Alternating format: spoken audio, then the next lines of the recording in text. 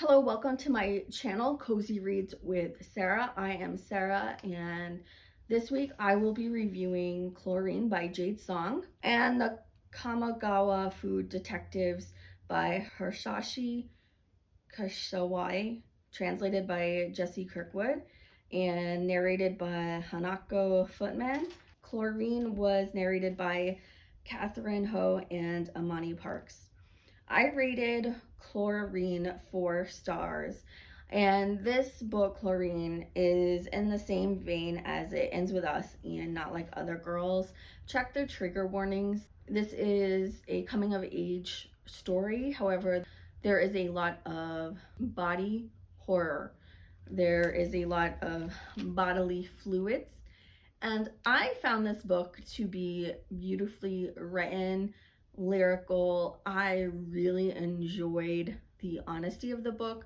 There is an author's note by Jade Song stating that she was herself a competitive swimmer, and a lot of this book is based on her life. So that's why I said in the vein of It Ends With Us, because as we know, Colleen Hoover based that on her experience and her mother's experience, and Not Like Other Girls, the author left the same author's note. The difference is, which is interesting, is that Jade Song puts her author's note at the beginning of the book, where Colleen Hoover and the author of Not Like Other Girls puts it at the end of the book. All three of these books are deeply personal to the author, and this book, Chlorine, is very uncomfortable to read, but I feel like it's very important. This book follows the protagonist Renyu and her best friend Kathy as they meet at a really young age, trying out for a competitive swim team. Now, Renyu has never swam before. I don't know if she's even had lessons, if she even knows how, and she tries out for the swim team because of her love of mermaids. She wants to be a competitive swimmer because her favorite book is a book about mermaid mythology that her mother gave her probably as a 4 or 5-year-old. She carries this book around with her everywhere. I think it's her kindergarten teacher or first grade teacher confronts the mother and asks her if she has read the book. The mother has not. He is concerned about the subject matter. As we know, the tales and the mythology around mermaids are not Disney-esque.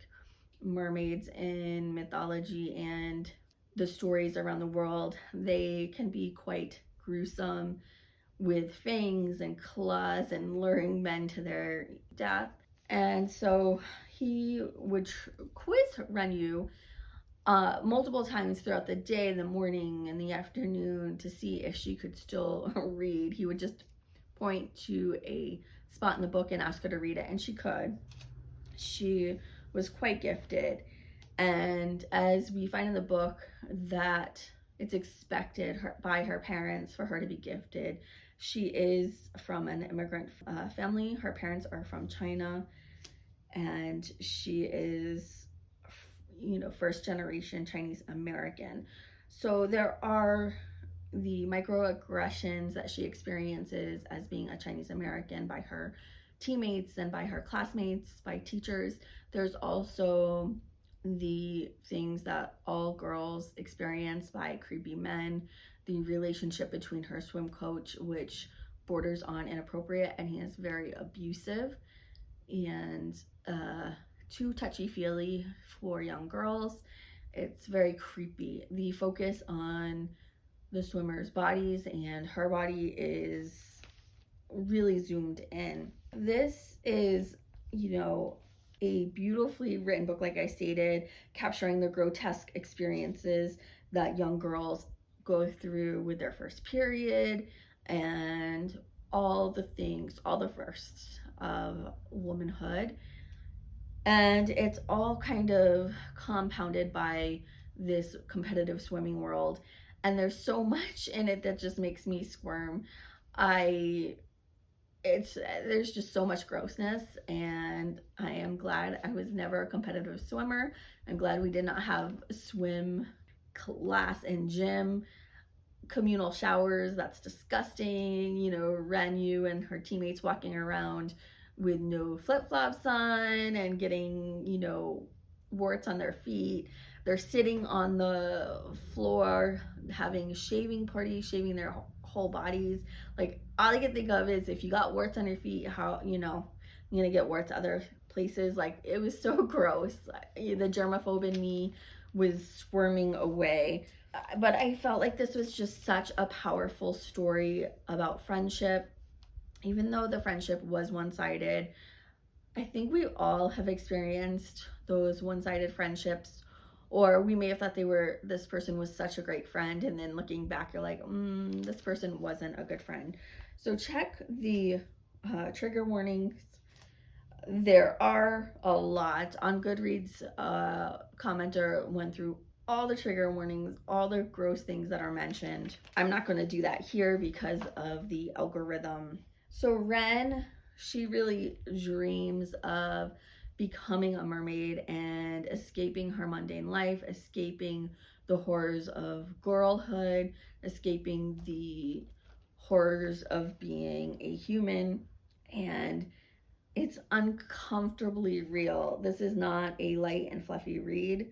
This book is real and honest and takes a deep dive into the psyche of a girl who is unraveling under all the pressures of being a teenager, trying to get into an Ivy League school, and everything that entails, and not really having support from her parents. Her father goes back to China because he doesn't like living in America, so it's just her and her mother works all the time.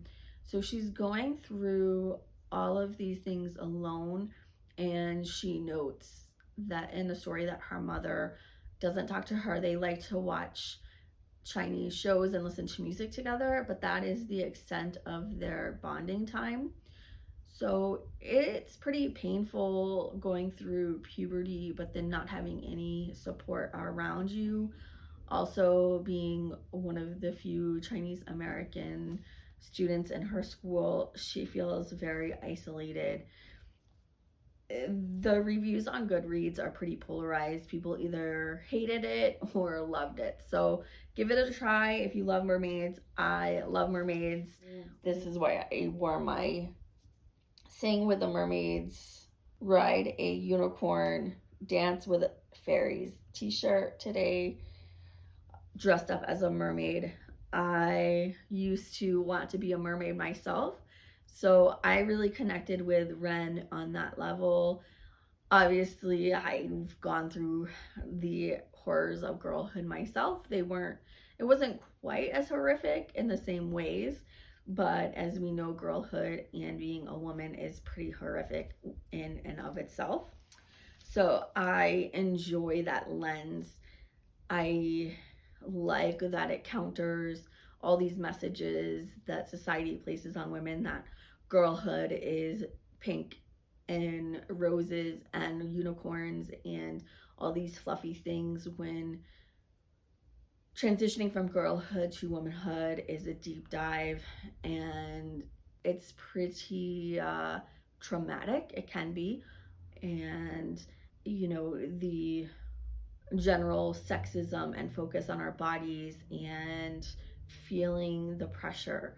I may have not started looking at colleges at the age of 7, or thinking about college at the age of 7 like Renyu. However, I started touring college campuses in 6th grade and going and figuring out what college I wanted to go to in middle school. I pushed myself, maybe not as much as Renyu, but I wanted to get into the best school I could to get out of my small little town and to, you know, feel free, have some freedom, and not feel restrained by my community and their expectations of me and my family and how they felt that I should be in the world, which looks very different than the way it looks for me. Like, this right here is definitely not what they had wanted. They wanted a very good girl, plain Jane type of adult woman who just towed the line, was quiet, meek, subservient to religion and her husband, and just kept quiet, keeps quiet, and doesn't put her face on YouTube, and isn't so maybe colorful in her clothing and makeup. You know, my family's very conservative, so in that way I connected with Renyu and the pressure she experiences, and I appreciate Jade Song's honesty and openness with her coming of age story. I know it was very personal to her. Now, the next book I listened to was a translated book from Japanese, The Kamogawa Food Detectives. I hardly got through this. The only reason I got through this book was because it's a short little novel. It took like no time to listen to. I only rated it 1.5 stars. DNFs get 1 star. If I made it through the whole book, it's usually a 2-star. But luckily on Fable, you're able to give half stars, so I gave it a half star. I felt that this book was way too simplistic, way too repetitive. It's a story about a father and daughter who help people find recipes with meaningful memories attached to them. And so this is just a story about how people will go to this father and daughter restaurant, eat an amazing meal, and literally it's just a list of food that they're eating, and I can't connect with the food because I don't know all of those foods, those Japanese foods. I've never been to Japan. I would love to go to Japan. I love watching YouTube videos about people traveling to Japan and eating the food. It all looks so amazing, and I love Japanese culture. I think it's really fascinating, and I would love to go visit, but because I've never been there, I didn't know the locations, and there was no emotional depth to the story. It was just a laundry list of food and locations, and it's just talking about how it's not really so much the food that tastes so good, it's the memory of the person who cooked it, or the memory of the people we shared the food with. And I like my books like I like my meals, with substance and no empty carbs. And this book was all empty carbs. It just was not my cup of tea, and I won't continue this series. I'm really hoping Before the Coffee Gets Cold has a little bit more depth and a little bit more substance, rather than just telling me a laundry list of things. I do have that on my TBR. I'm a little nervous now because I know that these books seem to be pretty simplistic. Everyone's calling this book cozy. I think it's beyond cozy. I don't like simple stories. I really like Chlorine because it tackles the deep, dark depths of being a young girl and the horrors of growing up and being in a female body and wanting to escape that female body. I connect with that so much. And so because I could connect with that on an emotional level, I connected with Renyu, even though, you know, some of her experiences were very different. I wasn't a competitive swimmer. I'm not Chinese American, but there's certain things within the human experience and girlhood that are just universal that I could connect with. I want to connect with my stories on an emotional level, and I just could not connect with this at all. If you like really basic laundry list type books that are very repetitive, they kept saying the father and daughter's name over and over and over and over again. I found it very distracting. It really took me out of the flow. Maybe if I had read it, it would have been different, but I still think I would have just been bored reading the list of the foods that they were eating. I wish there was more showing and more explanation of how the father and daughter came to find the food and the recipes and how they tracked it down, because there was none of that. It was just the person sat down and ate this amazing meal, told them, the father and daughter, their story, what they're looking for, what recipe and what meaning it has to them, and then the next paragraph, it's okay, this is what it is, this is the recipe, this is where you ate it, and this is how you make it. And I wanted to have a backstory, like how did they go about finding this, and how do they know all of these things? Have they literally eaten in every restaurant in Japan? I want to know these things. So I just felt like there was a disconnect there. Maybe if I had traveled to Japan and have experienced some of the local cuisine, I would have enjoyed the story more, but I really doubt it. Thanks for watching. See you next time. Bye.